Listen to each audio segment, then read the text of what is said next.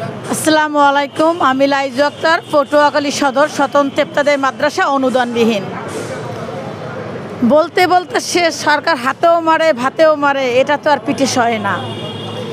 আমরা দীর্ঘ 39-40 বছর প্লাস আমরা এই স্বতন্ত্র ইফতেদায়ী মাদ্রাসা, এটা আমরা বৈষম্যের শিকার। এত বড় বৈষম্য পৃথিবীর কোথাও নেই, বাংলাদেশে তো দূরের কথা, বহির্বিশ্ব কোথাও নেই। তো আমরা অনুদানবিহীন হচ্ছে 10,000 প্লাস, আর অনুদানভুক্ত ছিল 1519টা। এখান থেকে মিনিস্ট্রি অডিট করার পর থেকে এরা কাগজপত্রে পেয়েছেন 1089টা।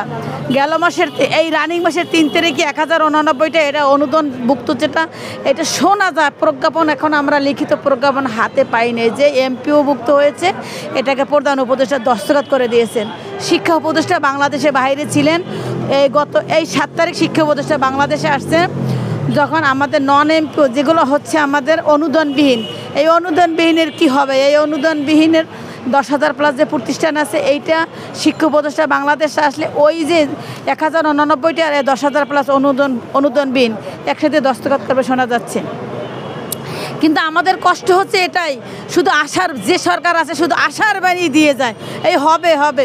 2025 সালের 26 তারিখে আমরা একটা আন্দোলন করছিলাম, কঠিন আন্দোলন, যেটা আমরা এখান থেকে ডক্টর ইউনূসের কার্যালয়ের দিকে আমরা যেতে চেয়েছিলাম। আমরা স্মারকলিপি নিয়ে আমাদের কষ্ট দুর্দশা জানানোর জন্য পথিমধ্যে শাহবাগ থানার সামনে আমাদের পুলিশ আটকে দেওয়া হয়।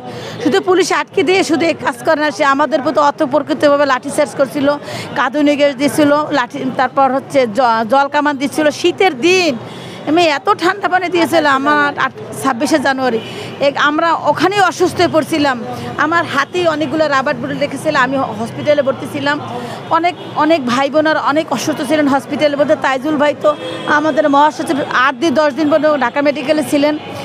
28শে জানুয়ারি যখন আমাদের আন্দোলনটা প্রখর থেকে প্রখর হয়, সকল স্টুডেন্ট, সকল রাজনৈতিক দল, এমনকি স্টুডেন্টরা, তারপর হচ্ছে বিশ্ববিদ্যালয়ের স্যারেরা যখন আমাদের সাথে একমত পোষণ করে, তখন বাংলাদেশ সরকার তাদের একজন অতিরিক্ত সচিবকে পাঠিয়েছিলেন, মাসুদুল স্যারকে। সে আমাদেরকে বলেছিল সকল প্রকার ইফতেদায়ী মাদ্রাসাকে পর্যায়ক্রমে জাতীয়করণ করা হবে। কিন্তু আমরা শিক্ষক, আমরা তাদের কথা বিশ্বাস করে সেখানে ওই মাটিতেই আমরা খুশির আনন্দের কান্না করে আমরা 2 রাকাত নামাজ আদায় করে বাড়ি ফিরেছিলাম পাঠদান কেন্দ্রে। আজকে 9টা মাস অতিবাহিত হয়ে গেল। কেন আমাদের সেই তাদের যে প্রতিশ্রুতি, কেন সেটা বাস্তবায়ন হলো না? কেন হলো না?